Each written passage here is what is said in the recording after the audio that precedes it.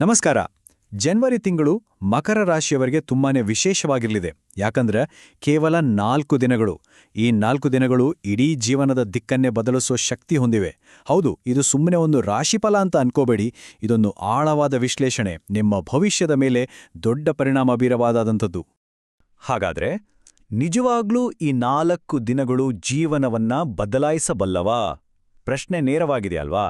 ಉತ್ತರ ಹೌದು.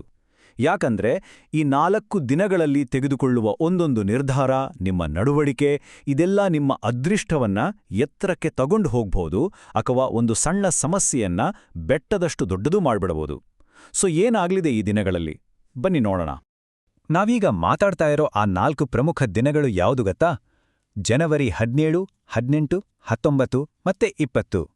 ನೆನ್ಪಿಟ್ಕೊಳ್ಳಿ, ಈ ದಿನಗಳಲ್ಲಿ ಗ್ರಹಗಳ ಪ್ರಭಾವ ತುಂಬಾನೇ ಶಕ್ತಿಯುತವಾಗಿರುತ್ತೆ. ಸರಿ, ಹಾಗಿದ್ರೆ ಇದರ ಬಗ್ಗೆ ಇನ್ನಷ್ಟು ಆಳವಾಗಿ ತಿಳಿದುಕೊಳ್ಳೋಣ. ಮುಂದೆ ಬರೋ ಈ ಘಟನೆಗಳನ್ನ ಯಶಸ್ವಿಯಾಗಿ ನಿಭಾಯಿಸಬೇಕು ಅಂದ್ರೆ ಈ ದಿನದ ವಿಶ್ಲೇಷಣೆಯನ್ನ ಒಂದು ರೀತಿ ನಿಮ್ಮ ಪರ್ಸನಲ್ ಗೈಡ್ ಅಥವಾ ಒಂದು ನಕ್ಷೆ ಅಂತ ಅಂದುಕೊಳ್ಳಿ. ಒಂದ್ಸಲ ನೋಡಿ, ಮುಂದಿನ 4 ದಿನಗಳ ಪ್ಲಾನ್ ಹೇಗಿದೆ ಅಂತ. ಜನವರಿ 17 ಇದು ಒಂದು ಹೊಸ ಆರಂಭದ ದಿನ. 18ನೇ ತಾರೀಕು ಒಂದು ರೀತಿ ಪರೀಕ್ಷೆಯ ಸಮಯ. 19ನೇ ತಾರೀಕು ಸಂತೋಷದ ಅಲೆ ತರುತ್ತೆ. ಕೊನೆಯದಾಗಿ 20ನೇ ತಾರೀಕು ಹಣಕಾಸಿನ ಮೇಲೆ ಫೋಕಸ್ ಮಾಡಬೇಕಾದ ದಿನ. ಸರಿ, ಈಗ ಒಂದೊಂದಾಗಿ ಇದರ ಬಗ್ಗೆ ಡೀಟೇಲ್ ಆಗಿ ನೋಡೋಣ ಬನ್ನಿ. ಮೊದಲನೇ ದಿನ ಶುಕ್ರವಾರ, ಜನವರಿ 17. ಈ ದಿನ ಎಷ್ಟೋ ದಿನಗಳಿಂದ ಮನಸ್ಸಲ್ಲಿದ್ದ ಗೊಂದಲದ ಮೋಡ ಸರಿದು ಒಂದು ಸ್ಪಷ್ಟತೆ ಸಿಗುತ್ತೆ. ತುಂಬಾ ದಿನದಿಂದ ತಲೆ ಕೆಡಿಸ್ಕೊಂಡಿದ್ದ ಒಂದು ವಿಷಯದ ಬಗ್ಗೆ ನಿರ್ಧಾರ ತಗೊಳ್ಳೋಕ್ಕೆ ಬೇಕಾದ ಧೈರ್ಯ, ಅದು ಈ ದಿನ ಸಿಗಲಿದೆ. ಇಲ್ಲಿ ತುಂಬಾನೇ ಮುಖ್ಯವಾದ ವಿಷಯ ಅಂದ್ರೆ ನಿಮ್ಮನ್ನ ನೀವು ನಂಬೋದು. ಬೇರೆಯವರು 100 ಸಲಹೆ ಕೊಡ್ಬೋದು, ಆದರೆ ನಿಮ್ಮ ಮನಸ್ಸು ಏನ್ ಹೇಳುತ್ತೋ, ನಿಮ್ಮ ಅಂತಹ ಪ್ರಜ್ಞೆ ಏನ್ ಹೇಳುತ್ತೋ ಅದನ್ನೇ ನಂಬಿ. ಇನ್ನೊಂದು ವಿಚಾರ, ಏನೋ ಒಂದು ಸಣ್ಣ ಆರ್ಥಿಕ ಅವಕಾಶ ಕಾಣಿಸ್ಬೋದು. ಅಯ್ಯೋ, ಇದರಿಂದೇನು ಲಾಭ ಅಂತ ಅಸಡ್ಡೆ ಮಾಡಬೇಡಿ. ಆ ಸಣ್ಣ ಅವಕಾಶದಲ್ಲೇ ದೊಡ್ಡ ಲಾಭ ಅಡಗಿರೋ ಸಾಧ್ಯತೆ ಇದೆ. ಈಗ ಬರೋಣ ಶನಿವಾರಕ್ಕೆ, ಜನವರಿ 18. ಸ್ವಲ್ಪ ಎಚ್ಚರಿಕೆಯಿಂದ ಇರಬೇಕಾದ ದಿನ ಇದು. ಯಾಕಂದ್ರೆ ಅಂದುಕೊಂಡ ಕೆಲಸಗಳು ಸ್ವಲ್ಪ ತಡ ಆಗ್ಬೋದು, ಕೆಲವು ಅಡೆತಡೆಗಳು ಬರ್ಬೋದು, ಸ್ವಲ್ಪ ನಿರಾಸೆಯೂ ಆಗ್ಬೋದು. ಇದನ್ನೆಲ್ಲ ಎದುರಿಸೋಕೆ ಒಂದು ವಿಶೇಷವಾದ ಮನಸ್ಥಿತಿ ಬೇಕೇ ಬೇಕು. ಹಾಗಾದ್ರೆ ಏನ್ ಮಾಡಬೇಕು ನೋಡಿ, ಇಲ್ಲಿ ಮುಖ್ಯವಾಗೋದು ನಿಮ್ಮ ಪ್ರತಿಕ್ರಿಯೆ. ಕೋಪ ಮಾಡ್ಕೊಂಡ್ರೆ ಒಂದು ಸಣ್ಣ ಕಿಡಿ ದೊಡ್ಡ ಬೆಂಕಿಯಾಗುತ್ತೆ. ಅದೇ ಶಾಂತವಾಗಿದ್ರೆ ಅದೇ ಕಿಡಿ ಒಂದು ಹೊಸ ದಾರಿಯನ್ನೇ ತೋರಿಸೋ ಬೆಳಕಾಗ್ಬೋದು. ಅದರಲ್ಲೂ ಶನಿ ಪ್ರಭಾವ ಇರೋ ಈ ದಿನ ತಾಳ್ಮೆಗಿಂತ ದೊಡ್ಡ ಅಸ್ತ್ರ ಬೇರೇ ಇಲ್ಲ. ಒಂದೇ ಮಾತಲ್ಲಿ ಹೇಳ್ಬೇಕಂದ್ರೆ, ಈ ದಿನವನ್ನ ಯಶಸ್ವಿಯಾಗಿ ದಾಟಬೇಕು ಅಂದ್ರೆ ನಿಮ್ಮ ತಾಳ್ಮೆಯನ್ನೇ ಗುರಾಣಿ ಮಾಡ್ಕೊಳ್ಳಿ. ಅದೇ ನಿಮ್ಮನ್ನ ಎಲ್ಲಾ ಅಡೆತಡೆಗಳಿಂದ ರಕ್ಷಿಸುತ್ತೆ. ಆಯ್ತು, ಕಷ್ಟದ ದಿನ ಮುಗಿತು. ಈಗ ಬಂತು ಭಾನುವಾರ, ಜನವರಿ 19. ಇದು ನಿರಾಳತೆಯ ದಿನ, ಸಂತೋಷದ ದಿನ. ಹಿಂದಿನ ದಿನದ ಟೆನ್ಷನ್, ಒತ್ತಡ ಎಲ್ಲವೂ ನಿಧಾನವಾಗಿ ಕರಗ್ಲಿಕ್ಕೆ ಶುರುವಾಗುತ್ತೆ. ಈ ದಿನ ಪೂರ್ತಿ ಸಕಾರಾತ್ಮಕ ಶಕ್ತಿಯಿಂದ ತುಂಬಿರುತ್ತೆ. ಕುಟುಂಬದವರು, ಸ್ನೇಹಿತರು ಎಲ್ಲರ ಬೆಂಬಲ ಸಿಗುತ್ತೆ. ಪ್ರೀತಿ ಸಂಬಂಧಗಳಲ್ಲಿ ಮಾಧುರ್ಯ ಹೆಚ್ಚಾಗತ್ತೆ. ಅಷ್ಟೇ ಅಲ್ಲ, ಲಾಭ ತರುವಂಥ ಹೊಸ ಐಡಿಯಾಗಳು ತಲೆಗೆ ಬರ್ಬೋದು. ಸೊ ಈ ದಿನ ಯಾವುದೇ ಅವಕಾಶ ಬಂದ್ರೂ ಅದನ್ನ ಗಟ್ಟಿಯಾಗಿ ಹಿಡ್ಕೊಳ್ಳಿ, ತಪ್ಪಿಸ್ಕೊಳ್ಬೇಡಿ. ಸರಿ, ವೀಕೆಂಡ್ ಮುಗೀತು. ಈಗ ಸೋಮವಾರ, ಜನವರಿ 20. ಈ ದಿನದ ಗಮನವೆಲ್ಲ ಪೂರ್ತಿ ಹಣಕಾಸಿನ ಮೇಲೆ. ಅಂದ್ರೆ ಆರ್ಥಿಕ ವಿಚಾರದಲ್ಲಿ ತುಂಬಾನೇ ಪ್ರಾಯೋಗಿಕವಾಗಿ ಯೋಚನೆ ಮಾಡಬೇಕಾಗತ್ತೆ. ಹಣ ಬರೋದು, ಖರ್ಚಾಗೋದು ಎರಡೂ ಈ ದಿನ ಮುಖ್ಯವಾಗುತ್ತೆ. ನೋಡಿ, ಈ ದಿನ ಹಣಕಾಸಿನ ವಿಚಾರದಲ್ಲಿ ಶಿಸ್ತು ಅನ್ನೋದು ತುಂಬಾನೇ ಮುಖ್ಯ. ಎಲ್ಲೋ ಬಾಕಿ ಇದ್ದ ದುಡ್ಡು ಕೈಗೆ ಬರ್ಬೋದು, ಖುಷಿಯಾಗ್ಬೋದು, ಆದರೆ ಅದೇ ಸಮಯಕ್ಕೆ ಅನಿರೀಕ್ಷಿತವಾಗಿ ಖರ್ಚು ಕೂಡ ಬರಬಹುದು. ಹಾಗಾಗಿ ಆವೇಶಕ್ಕೆ ಬಿದ್ದು ಖರ್ಚು ಮಾಡೋದಕ್ಕಿಂತ ವಿವೇಕದಿಂದ ಯೋಚನೆ ಮಾಡಿ ಖರ್ಚು ಮಾಡೋದು ಮತ್ತು ಹೂಡಿಕೆ ಮಾಡೋದು ಒಳ್ಳೆಯದು. ಸರಿ, ಇದು ದಿನದ ಲೆಕ್ಕಾಚಾರ ಆಯಿತು. ಈಗ ಸ್ವಲ್ಪ ದೊಡ್ಡ ಚಿತ್ರಣ ನೋಡೋಣ. ಅಂದ್ರೆ ಈ 4 ದಿನಗಳಿಂದ ಸಿಕ್ಕೋ ಪಾಠಗಳನ್ನ ಒಟ್ಟಿಗೆ ಸೇರಿಸಿ ನಮ್ಮ ವೃತ್ತಿ ಮತ್ತು ಹಣಕಾಸಿನ ಮೇಲೆ ಇದರ ಪರಿಣಾಮ ಏನಾಗಬಹುದು ಅಂತ ನೋಡೋಣ. ಈ ಸಮಯದಲ್ಲಿ ಹೂಡಿಕೆ ಮಾಡುವಾಗ ಅಥವಾ ಹೊಸಬರ ಜೊತೆ ವ್ಯವಹಾರ ಮಾಡುವಾಗ 2 ವಿಷಯಗಳನ್ನ ತಲೆಯಲ್ಲಿಟ್ಕೊಳ್ಳಿ.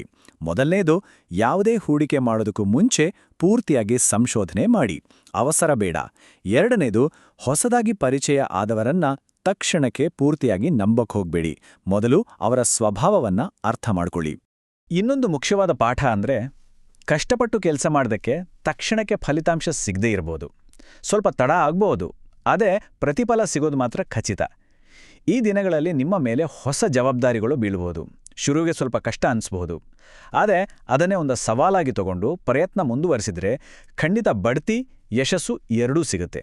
ಇದನ್ನ ಮರಿಬೇಡಿ. ವೃತ್ತಿ, ಹಣಕಾಸು ಆಯ್ತು. ಈಗ ನಮ್ಮ ವೈಯಕ್ತಿಕ ಜೀವನದ ಕಡೆ ಗಮನ ಕೊಡೋಣ. ಅಂದ್ರೆ ಸಂಬಂಧಗಳು, ಆರೋಗ್ಯ, ಇವೊಂದು ಸ್ವಲ್ಪ ತೀವ್ರವಾದ ಸಮಯದಲ್ಲಿ ಇವನ್ನೆಲ್ಲ ಹೇಗೆ ನಿಭಾಯಿಸೋದು ಅಂತ ನೋಡೋಣ. ಸಂಬಂಧಗಳಲ್ಲಿ ಅಹಂ ಅಂದ್ರೆ ನಾನು ಹೇಳಿದ್ದೇ ಸರಿ, ನನ್ನ ದಾರಿನೇ ಸರಿ ಅನ್ನೋ ಮನೋಭಾವ ಇದೆಯಲ್ಲ, ಅದು ಸಂಘರ್ಷಕ್ಕೆ ಕಾರಣವಾಗುತ್ತೆ. ಆದ್ರೆ ಅದನ್ನ ಬಿಟ್ಟು ಬನ್ನಿ ಒಟ್ಟಿಗೆ ಕೂತು ಒಂದು ಪರಿಹಾರ ಹುಡ್ಕೋಣ ಅಂತ ಮಾತಾಡ್ರೆ ಅಲ್ಲೇ ಶಾಂತಿ ನಿಲ್ಸುತ್ತೆ. ತಿಳುವಳಿಕೆಯಿಂದ ಮೃದುವಾಗಿ ಮಾತಾಡೋದು ತುಂಬಾನೇ ಮುಖ್ಯ. ಆರೋಗ್ಯದ ವಿಚಾರಕ್ಕೆ ಬಂದ್ರೆ ಈ ಸಮಯದಲ್ಲಿ ಸಮತೋಲನ ಕಾಪಾಡಿಕೊಳ್ಳೋದು ತುಂಬಾ ಮುಖ್ಯ. ನೋಡಿ, ದೈಹಿಕವಾಗಿ ಸ್ವಲ್ಪ ಸುಸ್ತು, ತಲೆನೋವು ಕಾಣಿಸ್ಕೊಳ್ಬೋದು. ಹಾಗಾಗಿ ವಿಶ್ರಾಂತಿಗೆ ಆದ್ಯತೆ ಕೊಡಿ. ಇನ್ನು ಮಾನಸಿಕವಾಗಿ ಜಾಸ್ತಿ ತಲೆ ಕೆಡಿಸ್ಕೊಳ್ಳೋದು, ಅತಿಯಾಗಿ ಯೋಚಿಸೋದು ಬೇಡ. ಸ್ವಲ್ಪ ಧ್ಯಾನ ಮಾಡಿದ್ರೆ ಸಮಾಧಾನ ಸಿಗುತ್ತೆ. ಕೊನೆಯದಾಗಿ ಸಮಯಕ್ಕೆ ಸರಿಯಾಗಿ ಊಟ ಮಾಡೋದು, ಫಾಸ್ಟ್ ಫುಡ್ ಸ್ವಲ್ಪ ಕಮ್ಮಿ ಮಾಡೋದು, ಈ ಸಣ್ಣ ಬದಲಾವಣೆಗಳು ದೊಡ್ಡ ವ್ಯತ್ಯಾಸ ತರುತ್ತೆ. ಸರಿ, ಇಷ್ಟೆಲ್ಲ ಆಯ್ತು. ಈಗ ಈ ವಿಶ್ಲೇಷಣೆಯ ಕೊನೆಯ ಭಾಗಕ್ಕೆ ಬಂದಿದ್ದೀವಿ. ಹಾಗಾದ್ರೆ ಈ ಎಲ್ಲಾ ಸವಾಲುಗಳನ್ನ ಎದುರಿಸಿ ಒಳ್ಳೆಯದನ್ನ, ಸೌಭಾಗ್ಯವನ್ನ ನಮ್ಮ ಕಡೆಗೆ ಆಕರ್ಷಿಸಲು ಏನಾದ್ರೂ ಪರಿಹಾರ ಇದ್ಯಾ? ಖಂಡಿತ ಇದೆ. ಒಂದು ಸರಳವಾದ ಆದ್ರೆ ತುಂಬಾನೇ ಶಕ್ತಿಯುತವಾದ ಪರಿಹಾರ. ನೋಡಿ, ಇದನ್ನ ಏನೋ ಭಯದಿಂದ ಮಾಡಬೇಕಾದದ್ದಲ್ಲ. ಪೂರ್ತಿ ಶ್ರದ್ಧೆ, ನಂಬಿಕೆಯಿಂದ ಮಾಡಿದ್ರೆ ಖಂಡಿತ ಒಳ್ಳೆದಾಗತ್ತೆ. ಮೊದಲನೇದು, ಬೆಳಿಗ್ಗೆ ಎದ್ದ ತಕ್ಷಣ ಶುದ್ಧ ಮನಸ್ಸಿನಿಂದ ಶಿವನನ್ನ ನೆನೆಸ್ಕೊಳ್ಳಿ. ಎರಡನೇದು, ಹತ್ತಿರದ ಶಿವದೇವಾಲಯಕ್ಕೆ ಹೋಗಿ ಹಾಲು ಅಥವಾ ನೀರನ್ನ ಅರ್ಪಿಸಿ. ಮೂರನೇದು, ಓಂ ನಮಃ ಶಿವಾಯ ಮಂತ್ರವನ್ನ 108 ಬಾರಿ ಜಪಿಸಿ. ಕೊನೆಯದಾಗಿ, ಶನಿವಾರದ ದಿನ ಕಪ್ಪು ಎಳ್ಳು ಅಥವಾ ಬಟ್ಟೆಯನ್ನ ದಾನ ಮಾಡಿ. ಇದು ನಿಮಗೆ ಆಧ್ಯಾತ್ಮಿಕವಾಗಿ ಮತ್ತು ಮಾನಸಿಕವಾಗಿ ದೊಡ್ಡ ಶಕ್ತಿಯನ್ನ ಕೊಡುತ್ತೆ. ನೋಡಿ, ಇದೊಂದು ತುಂಬಾನೇ ಆಳವಾದ ಮಾತು. ಅದೃಷ್ಟ ಅನ್ನೋದು ಎಲ್ಲೋ ಹೊರಗಿಂದ ಬರೋದಲ್ಲ, ಅದು ಹುಟ್ಟೋದು ನಮ್ಮ ಆಲೋಚನೆಗಳಿಂದ, ನಮ್ಮ ಕ್ರಿಯೆಗಳಿಂದ. ಭವಿಷ್ಯ ಅನ್ನೋದನ್ನ ಕೇವಲ ಒಂದು ಭವಿಷ್ಯವಾಣಿ ಅಂತ ನೋಡೋದಕ್ಕಿಂತ ನಮ್ಮ ಕೈಯಲ್ಲಿರೋ ಶಕ್ತಿ ಅಂತ ನೋಡಬೇಕು ಅಲ್ವಾ? ಯಾಕಂದ್ರೆ ನಮ್ಮ ಯೋಚನೆಗಳು, ನಮ್ಮ ಕೆಲಸಗಳೇ ನಮ್ಮ ಅದೃಷ್ಟವನ್ನು ರೂಪಿಸ್ತೆ. ಹಾಗಾದ್ರೆ ಕೊನೆಯದಾಗಿ ಒಂದು ಪ್ರಶ್ನೆ. ನಮ್ಮ ಹಣೆಬರಹವನ್ನ ನಿರ್ಧರಿಸೋದು ಆಕಾಶದಲ್ಲಿರೋ ಗ್ರಹಗಳ ಅಥವಾ ನಮ್ಮ ಮನಸ್ಸಲ್ಲಿ ಹುಟ್ಟೋ ನಮ್ಮ ನಿರ್ಧಾರಗಳ? ಇದರ ಬಗ್ಗೆ ಯೋಚನೆ ಮಾಡಿ. ಉತ್ತರ ನಿಮ್ಮಲ್ಲೇ ಇದೆ.